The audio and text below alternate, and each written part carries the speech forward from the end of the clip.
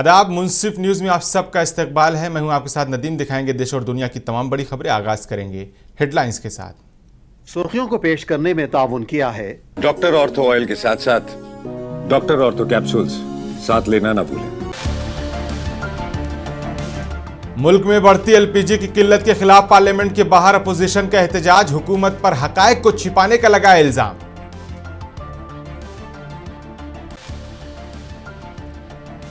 Commercial LPG की किल्लत के सबब मुंबई की बीएनसी कैंटीन में बिजली के चूल्हों का हो रहा है इस्तेमाल। तवानाई के मुअस्सिर इस्तेमाल को फरोग देने का है मकसद। आरएन रवि ने मगरबी बंगाल गवर्नर के तौर पर लिया हलफ। वजीर आला ममता बनर्जी ने हलफ बर्दारी तकरीब में की शिरकत।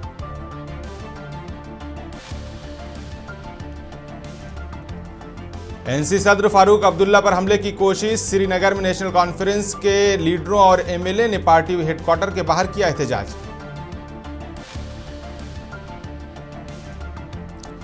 जम्मू कश्मीर के पूंछ में एनआईए की छापे। दहशतगर्दी केस में मुताद्दिद घरों को ली गई तलाशी। बर्क आलात और दस्तयाबात की जब्त। अमेरिका ने गैर मुल्की मैन्युफैक्चरिंग पर नई तिजारती तहकीकात का किया आगाज। बहुत जल्द मजीद टैरिफ आयद करने पर किया गया तबादले ख्याल।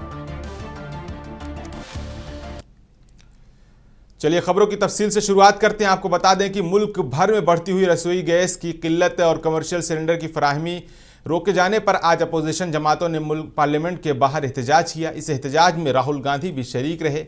इस दौरान राहुल गांधी ने पार्लियामेंट के सदर दरवाजे पर मौजूद सीढ़ियों पर बैठकर चाय पी कर अपना एहतजाज दर्ज कराया। अपोजिशन जमातों के अरकान पार्लियामेंट मुख्तलिफ मसाइल को लेकर एहतजाज कर रहे थे। इसी दौरान राहुल गांधी समेत कई अपोजिशन रहनुमाओं ने इकट्ठा हुए और वहीं बैठकर चाय पी और गुफ्तगू की। अरकान पार्लियामेंट ने हुकूमत के खिलाफ नारेबाजी भी की और मुतालबात के हक में आवाज़ बुलंद की। अपोजिशन का कहना है कि हुकूमत अहम कौमी मसाइल पर बहस से गुरेज कर रही है, जिसके खिलाफ वो मुसलसल एहतजाज कर रहे हैं।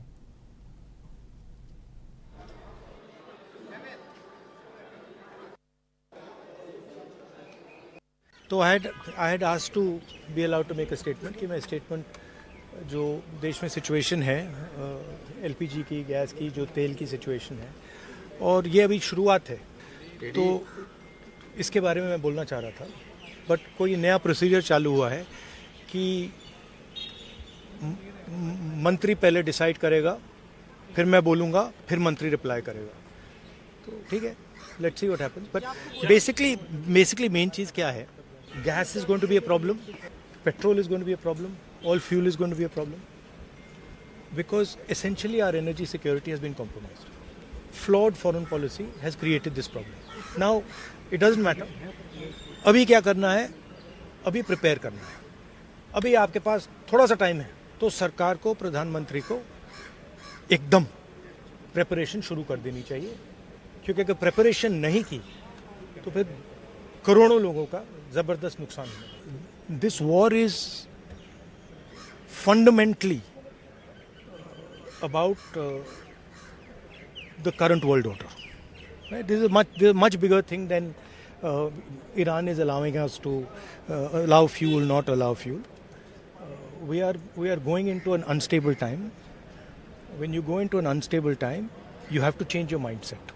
You cannot have the same mindset, right? So what I'm suggesting to the government is that they now start to think deeply about what are the possibilities and what do we have to do to make sure that हमारे लोगों को नुकसान ना हो. I'm not making any political statement. I'm just saying that I can see that. वहीं कांग्रेस के रुकन parliament Ranjit Ranjan ने कमर्शियल गैस की बढ़ती हुई कीमतों, किल्लत और कारोबार को लेकर मरकजी हुकूमत पर सख्त तनकीद की है। उन्होंने इल्ज़ाम लगाया कि हुकूमत इस मामले पर सच नहीं बता रही, जबकि मुल्क भर में कमर्शियल गैस की कीमतों में इजाफा हो चुका है, जिससे बावर्ची खाने का खर्चा बढ़ गया है। रंजीत रंजन ने कहा कि इस सूरत हाल का सबसे ज़्यादा असर छोटे ढाबों और रेस्टोरेंट पर पड़ेगा। उनके मुताबिक पहले जहां यौमिया मजदूर 50 से 150 रुपए में खाना खा लेते थे, अब ऐसे कई ढाबे बंद हो चुके हैं। सरकार झूठ बोल रही है और पूरे देश में खासकर कमर्शियल जो गैस है, एक तो आपने महंगे कर दिए, रसोई गैस भी महंगा कर दिया, लेकिन आज अधिकतर जो ढाबे हैं जहाँ पे रोजमर्रा का डेली जो मजदूर था 50 रुपए, 100 रुपए, 150 रुपए का जो खाना खाता था, वो ढाबे, वो कहिए ज़्यादा दूर मत जाइए, दिल्ली में ही वसंत कुंज चले जाइए, सीपी के पास चले जाइए, आप पटेल नगर चले जाइए, पुरानी दिल्ली चले जाइए, अधिकतर रेस्टोरेंट और ढाबे बंद हो चुके हैं। बहुत थोड़ा बहुत कर रहे हैं तो चाय पिला रहे हैं। कल ही मैं एक जगह गई तो वहाँ पे कार पार्किंग वाला बोल रहा है, जो पार्किंग देखते हैं, कि मैडम हम लोग जो खाना खाते थे वो ढाबा बंद हो गया है क्योंकि गैस सिलेंडर नहीं मिल रहे हैं। तो ये सरकार को सब मालूम है, भ्रम फैलाने का काम कर रहे हैं।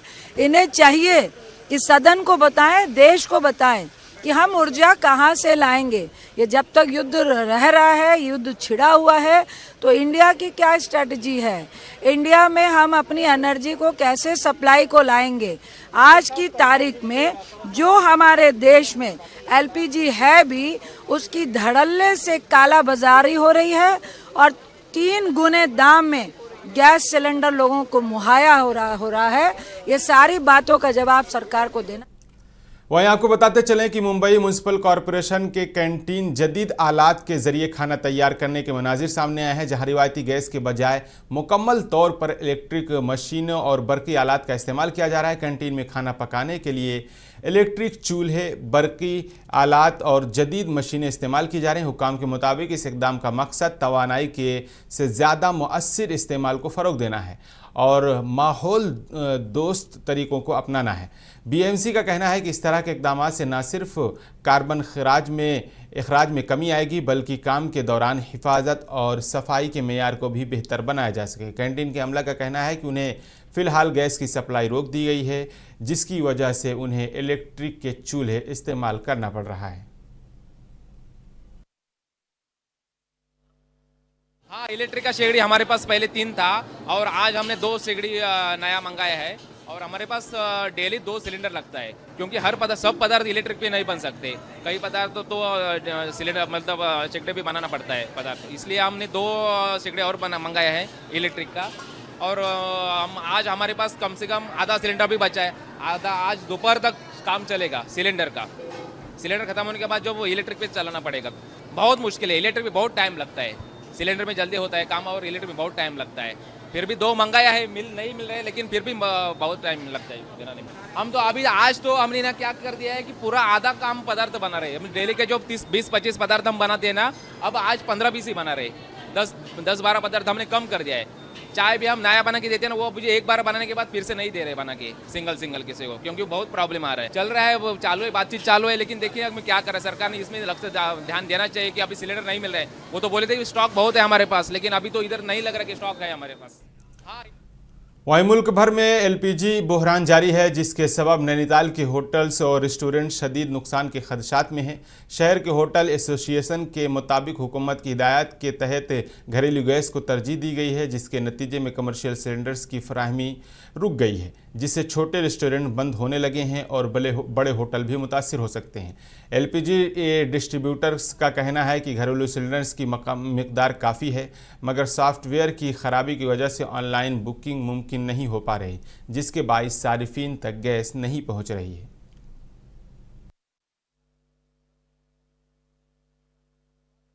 एडवाइजरी अगर रातों रात जारी होना भी ठीक नहीं है।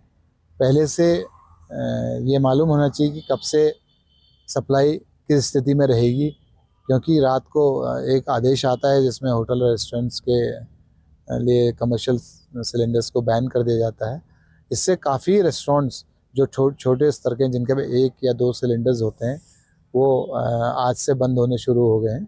और ऐसा ही माहौल रहा तो हमें रेस्टोरेंट्स और होटल्स भी बंद करने पड़ेंगे। तो इसमें दिक्कत ये है कि बहुत प्रॉब्लम हो रही है, क्योंकि होटल्स में, रेस्टोरेंट्स में कमर्शियल गैस यूज़ होती है यहाँ पे। और नैनीताल जो है हमारे उत्तराखंड को या नैनीताल को लें तो टोटली टूरिज्म पर डिपेंडेंट है। यहाँ पे हमारी इकोनॉमी पूरी टूरिज्म चलती है। और अगर यहाँ गैस सप्लाई नहीं होगी तो होटल्स और रेस्टोरेंट्स ग्रेजुअली बंद हो जाएंगे, क्योंकि किचन आपको चलेगा ही नहीं और टूरिस्ट को खाने को नहीं मिलेगा, यहाँ पे परेशान होगा टूरिस्ट। तो ये तो बड़ा मुश्किल होगा, क्योंकि अब सीजन भी आ रहा है, समर सीजन भी स्टार्ट हो रहा है। इस समय वर्तमान में 14.2 kg के जो गैस सिलेंडर है वो तो पर्याप्त मात्रा में हमको उपलब्ध हैं, उसी हिसाब से हम उनकी डिलीवरी भी करा रहे हैं। मगर जो इस समय स्थिति पैनिक हो रही है, वो जो ऑनलाइन सॉफ्टवेयर से गैस बुकिंग होती थी और उसकी DAC आती थी, वो नहीं आ पा रही क्योंकि सॉफ्टवेयर में दिक्कत है IOCL के, तो बुकिंग नहीं आ रही है। बुकिंग नहीं आ रही इसलिए हम कस्टमर को डिलीवर नहीं कर पा रहे हैं, क्योंकि प्रशासन का और मिनिस्ट्री का ये गाइडलाइंस है कि आपने 90% डिलीवरी करनी है, बगैर DAC के आपने किसी को गैस नहीं देनी है। तो इस वजह से हम उनको डिलीवर नहीं कर पा रहे हैं, जबकि गैस हमारे पास पर्याप्त मात्रा। फिर जब मिलेगा जब देखेंगे, क्या करें, रोजी रोटी तो समस्या तो है ही। स्थिति इस टाइम बहुत खराब है सर, सिलेंडर मिल ही नहीं रहे हैं बिल्कुल। कमर्शियल चाहे कोई सा भी मांगो, सिलेंडर वाला फोन ही नहीं उठा रहा, मतलब बिल्कुल ही मिल ही नहीं रहे बिल्कुल सर। बहुत दिक्कत हो रही है काम। तो हमारे पास तो कल तक का स्टॉक बचा है, उसके बाद तो अब एक तरह से काम बंद ही करना पड़ेगा। और जो हम 5-6 जने हैं मिला जुला के सर, बिल्कुल ही मतलब एक तरह से रोजी रोटी के लाले पड़ जाएंगे हम लोगों को। मतलब गैस की स्थिति तो बहुत भयानक है। आज तक का हमारे पास स्टॉक था और गैस की व्यवस्था नहीं है, तो कल से हम भी हाथ खड़े कर देंगे। आपको बता दें कि तमिलनाडु में पेट्रोल पंप पर लंबी कतारें देखी जा रही हैं। मगरबी एशिया में बढ़ती हुई कशीदगी और तेल की कीमतों में मुमकिन इजाफे के खदशे के पेश नज़र शहर के मुख्तलिफ पेट्रोल पंपों पर गाड़ियों की लंबी कतारें देखने में आई हैं। मकामी अफराद बड़ी तादाद में अपनी गाड़ियों में ईंधन भराने के लिए पेट्रोल पंपों का रुख कर रहे हैं। शहरियों का कहना है कि आलमी हालात के बाइस अगर तेल की कीमतों में इजाफा होता है तो इससे रोज़मर्रा अखराजात पर बराह रास्त असर पड़ेगा। इसलिए लोग पेशगी तौर पर पेट्रोल और डीजल भरवाने की कोशिश कर रहे हैं। पेट्रोल पंप मालिकान के मुताबिक ईंधन की सप्लाई मामूल के मुताबिक है, ताहम अचानक बढ़ती हुई मांग के बाइस कई मकामात पर तवील कतारें लग गई हैं।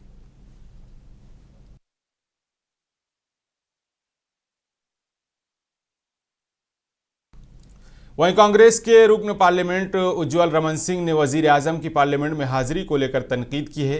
उन्होंने कहा कि वजीर आजम ईवान में कितनी मरतबा मौजूद रहे, इसका रिकॉर्ड 2014 से 2024 तक देखा जाना चाहिए। उज्ज्वल रमन सिंह ने कहा कि ईवान में वजीर आजम की मौजूदगी ईद के चांद के से कम नहीं है। उनके मुताबिक वज़ीर आज़म आमतौर पर सिर्फ पहले दिन तकरीबन 10 मिनट और आखिरी दिन 10 मिनट के लिए ईवान में आते हैं। इस तरह पार्लियामेंट में अपोजिशन की आवाज़ को दबाने की कोशिश की जा रही है। बार रहे सदन में, प्रधानमंत्री का रिकॉर्ड 2014 से 24 तक का निकाल लिया जाए। सदन में तो जैसे ईद का चांद होता है वैसे प्रधानमंत्री जी पहले दिन 10 मिनट और आखिरी दिन 10 मिनट। अब तो राष्ट्रपति अभिभाषण पर भी बोलने नहीं आते, तो उस पर चर्चा होनी चाहिए कि प्रधानमंत्री जी ने कितना समय जो है। और अगर देखा जाए तो पुराने प्रधानमंत्रियों से इसकी तुलना की जाए, जवाहरलाल नेहरू से शुरू किया जाए और जितने भी प्रधानमंत्री रहे मनमोहन सिंह जी तक, वो कितना समय जो है सदन के अंदर व्यतीत करते थे, लोगों की बातें सुनते थे, लोगों की बातों का जवाब देते थे और सदन के अंदर बैठते थे। लेकिन ये तो प्रधानमंत्री रिकॉर्ड बना रहे हैं सदन में न बैठने का, तो चर्चा इस पर होनी चाहिए। और जो विषयों पर चर्चा है, विषयांतर कल कर रहे थे और देश की जनता जानना चाहती थी कैसा सौतेला व्यवहार विपक्ष के साथ किया जाता है, कैसे विपक्ष की आवाज़ को दबाया जाता है, कैसे विपक्ष के लोगों को चुप कराने की कोशिश। अगर आप जनता की आवाज़ उठाएंगे तो आपका माइक बंद हो जाएगा, आपसे कैमरा गायब हो जाएगा, आपकी बात अनसुनी कर दी जाएगी। देखिए, सांसद चुनकर आता है, वो जनता का प्रतिनिधि होता है, जनता की आवाज़ होता है। उस आवाज़ को दबाना लोकतंत्र के लिए खतरा है, लोकतंत्र के अस्तित्व पर हमला है, यही हम कहना। वहीं मगरबी बंगाल के दारुल हुकूमत कोलकाता में वाक़ लोक भवन में आज एक अहम तकरीब मुनक़िद हुई, जहां RN रवि ने रियासत के गवर्नर के तौर पर अपने ओहदे का हलफ उठाया। इस मौके पर वज़ीर आला ममता बनर्जी भी तकरीब में शिरकत के लिए लोक भवन पहुंची। हलफबरदारी की तकरीब में रियासती हुकूमत के आला हुकाम, सियासी रहनुमा और दीगर मुअज़्ज़ज़ शख्सियात मौजूद थीं। तकरीब के दौरान RN रवि ने आईन हिंद के तहत अपने फ़राइज़ ईमानदारी और दयानतदारी के साथ अंजाम देने का अहद लिया। वज़ीर आला ममता बनर्जी ने नए गवर्नर को मुबारकबाद पेश की और उम्मीद जाहिर की कि रियासत की तरक्की और फलाह बहूद के लिए रियासती हुकूमत और गवर्नर के दफ्तर के दरमियान बेहतर ताउन कायम रहेगा।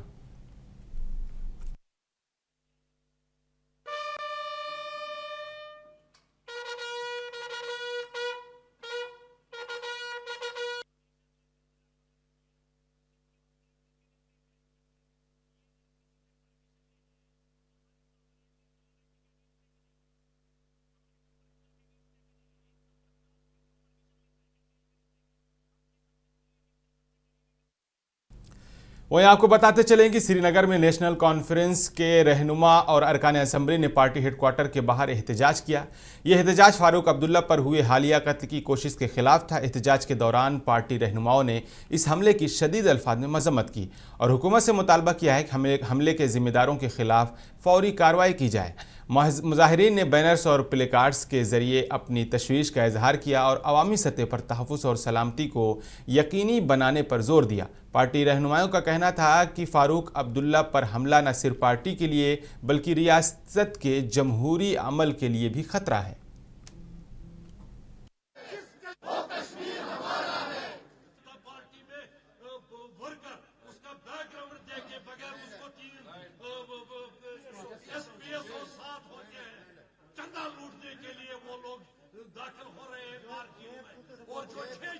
सिक्योरिटी भी फराहम नहीं की जाती, जैसे भीख मांगनी होती। इस वक्त खरगे साहब भी पार्लियामेंट में यही रोना रो रहे हैं। कातिलाना हमला हुआ, जम्मू कश्मीर नेशनल कॉन्फ्रेंस उसकी भरपूर मजम्मत करता है। 20 डिस्ट्रिक्ट हेडक्वार्टर्स पर हुआ, जबकि डॉक्टर फारूक अब्दुल्ला साहब Z+ सिक्योरिटी में chief minister, accompanied by advisor to honorable chief minister, accompanied by honorable minister, local police अंदर घुस गया। उसने उसके कंधे पर पिस्टल रखकर जब ट्रिगर दबाया, फारूक साहब की गर्दन में और SSG की बरवकत मुदाखलत से उसको नीचे दबोच गया। तो ये क्या कहते हैं कि यहाँ लॉ एंड ऑर्डर ठीक है? हमारे अपर हाउस और लोअर हाउस के पार्लियामेंट मेंबरान भी असेंबली में यही कह रहे हैं कि आप जम्मू कश्मीर के साथ एक तमाशा खेल रहे हैं। वहीं आपको बता दें कि नेशनल इन्वेस्टिगेशन एजेंसी ने दहशतगर्दी के एक केस में पूंछ के मुख्तलिफ मकामात पर छापेमारी की, जहां घरों की तलाशी के दौरान बरक़ी आलात और अहम दस्तावेज जब्त की गई। हुक्काम के मुताबिक NIA की टीम ने तहकीकात के लिए मुतअद्दिद रहाइश गाहों के घरों के मुआयना किया और दहशतगर्दी की कार्रवाइयों में मुमकिना मलवूस अफराद के शवाहिद इकट्ठे किए। छापों के दौरान जब्त अशिया में कंप्यूटर, मोबाइल फ़ोन और दीगर इलेक्ट्रॉनिक आलात शामिल हैं। पुलिस और NIA के हुक्काम ने बताया कि तलाशी के दौरान मज़ीद तफसीलात हासिल की जा रही है और दहशतगर्द नेटवर्क को मुमकिना राब्तों की जांच की जा रही है।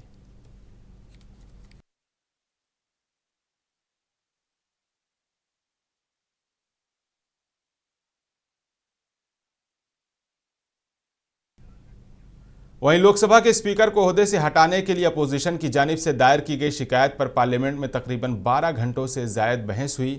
आज स्पीकर ओम बिरला ने पार्लियामेंट में अपने खिताब के दौरान कहा कि वो हमेशा इस बात की कोशिश करते हैं कि ईवान का वक़ार, शाइस्तगी और इज़्ज़त में मुसलसल इजाफा होता रहे।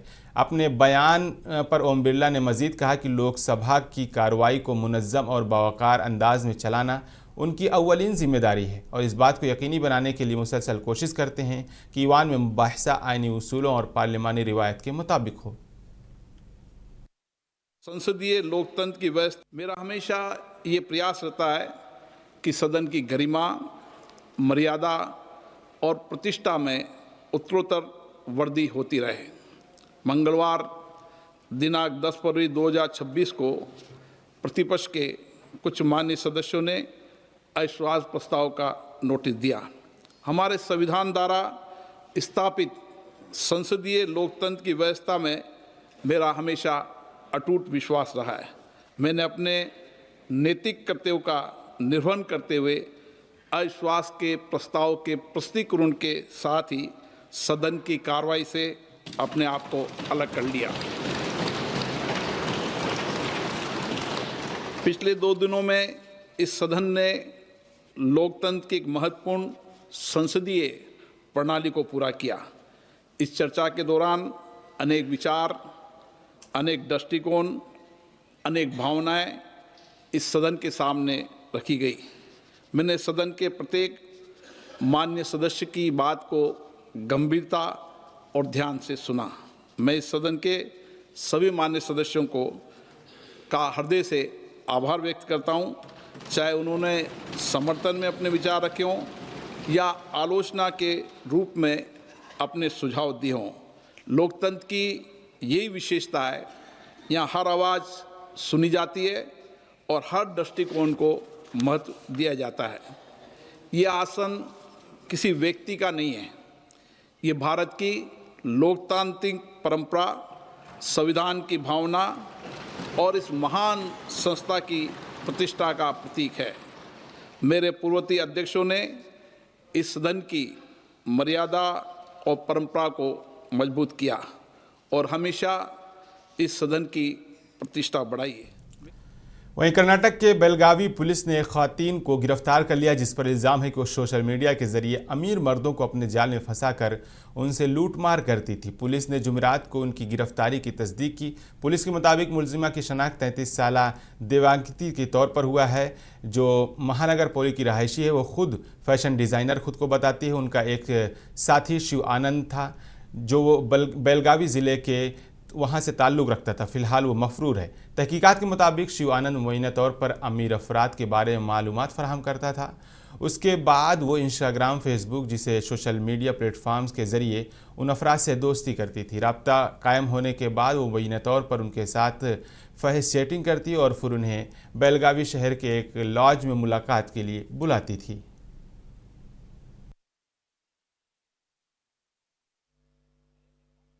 Police station limits. Last year in the month of May, a complaint was received, and January this year also similar complaint was received from lodges, 2 lodges in Tilakwadi limits. The complaint was that the complainant had come with a lady, and the lady asked him to take wash in the bathroom, and when he went inside, she had latched the door and run away with the whatever car key and money, mobile phone he had with him. This lady has been apprehended. Her name is Deepa Mahaling Avatgi. She is from Bagalkote, and her accomplice in this crime is Shivanand Matpati. He is from Belgavi district. The modus of this 2 people is that this Shivanand identifies people and gives their number to this lady, and she will start some random casual chat as a wrong number, and then she will lure them further through the phone calls and messaging, and finally she will give the offer of going to some lodge. Where this person goes to a lodge, she locks him in the bathroom and then runs away with his property. Our team has been successful in securing 11 mobile phones, 1 Samsung Tab, 1 Fortuner car, and 1 Nexa car, almost 32.8 lakh worth property. Now it will be returned to the rightful owners. वहीं Lok Sabha speaker की बरतरफी की तहरीक पर parliament में बहस के बाद chief election commissioner Gyanesh Kumar के खिलाफ मुआखजे की तहरीक पेश किए जाने का इम्कान है कि तृणमूल कांग्रेस की क़यादत में मुत्तहिदा अपोजिशन जमात को CIC के खिलाफ मुआखजे की नोटिस दाखिल करेगी। नोटिस में 120 लोकसभा और 60 राज्यसभा मेंबरान ने दस्तखत की है। तृणमूल की हिकमत अमली मगरबी बंगाल असम्बली इंतखाबात में वोटर लिस्ट के SIR को एक बड़ा मसला बनाना है। गुज़िश्ता रोज़ कांग्रेस सदर मल्लिकार्जुन खड़गे के यहाँ चैम्बर में एक मुनक़िदा मीटिंग के दौरान मगरबी बंगाल की वज़ीर आला ममता बनर्जी की इंतखाबी मुहिम पर इत्तेफाक राय हो गया। राहुल गांधी और SP सरबराह अखिलेश यादव ने तृणमूल की तजवीज़ की हिमायत की। इसके बाद नोटिस के लिए मतलूबा दस्तखत जमा किए गए। दोनों ईवानों में नोटिस दायर करने का मंसूबा है। मुआखज़े के अमल में लोकसभा में 100 और राज्यसभा में 50 मेंबरान पार्लियामेंट की दस्तखतों की ज़रूरत होती है। वाज़ेह है कि CIC को हटाने के लिए वही तरीक़ाकार अपनाना होगा जो सुप्रीम कोर्ट और हाई कोर्ट के जजों को हटाने के लिए है। अपोजिशन चाहती है कि इस सेशन में ही मुआखज़े की तहरीक पर बहस की जाए ताकि अप्रैल मई में बंगाल असम्बली के इंतखाबात में SIR को एक बड़ा मसला बनाया जा सके।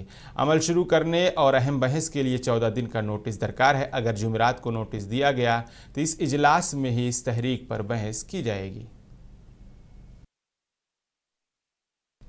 वहीं आपको बता दें कि मगरबी एशिया में जारी तनाज़ों की वजह से LPG गैस की सप्लाई में रुकावट और बरामदात के मुतालिक मसाइल की वजह से बम्परी और तकरीबन माइक्रो छोटी सनतों को मुश्किलात का सामना है।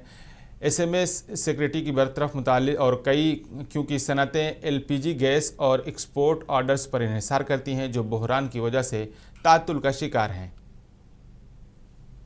आज 4 दिन से हमारे जो सप्लायर्स है एलपीजी गैस के और कुछ प्राइवेट सप्लायर भी है उनके हम पीछे पड़े कि हमको गैस दो, लेकिन आज ऐसी परिस्थिति है कि 4 दिन से हमें गैस का किधर से भी हमको सप्लाई नहीं मिला है। इस परिस्थिति में आज पिंपरी चिंचवड़ में एक 7 से 8 हज़ार जो उद्योग है जो गैस के ऊपर जिनको गैस लगता है एलपीजी, और इधर पाइप गैस नहीं होने की वजह से। वहीं आपको बता दें कि हैदराबाद के साबिक पुलिस कमिश्नर सीवी आनंद को तेलंगाना रियासत का आइंदा डीजीपी बनाने के लिए इम्कानात हैं। रियासती हुकूमत ने यूपीएससी को 4 सीनियर आईपीएस अफसरान की फहरिस्त भेजी है। काबिल-ए-एतमाद ज़राए का कहना है कि हुकूमत 1991 बेंच के सीनियर आईपीएस अफसर सीवी आनंद की हिमायत कर रही। सीवी आनंद के साथ विधायक प्रभाकर आप्टे, सोम्या मिश्रा और शेखा गोयल के नाम भी फहरिस्त में शामिल हैं। नए डीजीपी की तकर्री के सिलसिले में यूपीएससी के 3 पैनल कमेटी के अरकान की मीटिंग दिल्ली में होगी। चूँकि रियासत के चीफ सेक्रेटरी राम कृष्ण राव भी इस कमेटी के रुकन हैं, इसलिए वो दिल्ली में होने वाली मीटिंग में शिरकत करेंगे।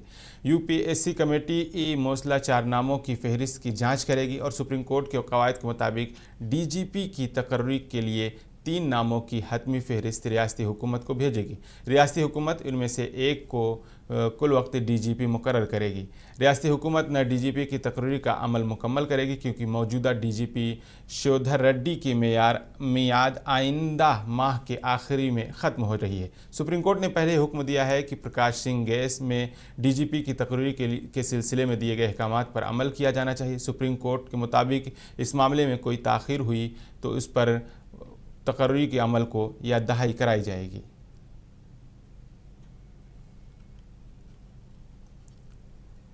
वहीं आपको बताते चलें कि अमरीकी इंतज़ामिया ने बुध के रोज़ बैरून मुल्क मैन्युफैक्चरिंग के हवाले से एक नई तिजारती तहकीकात शुरू कर दी है, जिसके नतीजे में मुस्तक़बिल में मज़ीद महसूलात टैरिफ आयद किए जाने का इम्कान ज़ाहिर किया जा रहा है। ये इक़दामात उस वक्त सामने आया है जब अमेरिकी सुप्रीम कोर्ट ने सदर डोनाल्ड ट्रंप की जानिब से पहले आयद किए गए टैरिफ को कल अदम करार दे दिया था। ये टैरिफ माशी हंगामी हालत का ऐलान करते हुए नाफिज किए गए थे। नए तहकीकात का मकसद ये जांचना है कि आया बाज़ गैर मुल्की ममालिक अपने सनतों को फ़ायदा पहुंचाने के लिए वो तिजारती तरीके इस्तेमाल कर रहे हैं जिन्हें अमेरिका गैर मुनसिफाना समझता है।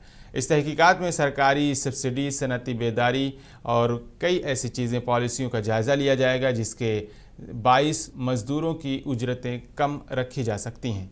इस जायजे में भारत, चीन, यूरोपीय यूनियन और जापान समेत कई बड़े मईशतें शामिल हैं।